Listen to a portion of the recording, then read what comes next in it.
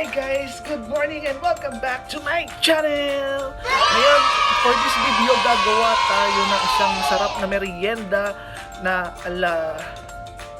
anong tawag doon? Yung street food. Dahil may nagbigay sa amin ng mga tira-tirang chicken neck at chicken skin at saka meron din mga puwit ng manok.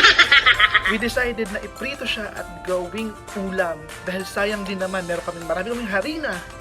Marami kaming magic sarap. Simple-simple lang yung mga ingredients niya. Mantika, tapos yung manok. O, tapos lahok mo lang, ipiprito mo lang. Ayun lang man yun guys. Bali, biruin nyo. Nakalibre kami ng pagkain ngayon. Wala kaming ginastos, lulutuin na lang namin. So, para makita nyo kung paano namin ginawa to, panoorin nyo na. Let's proceed!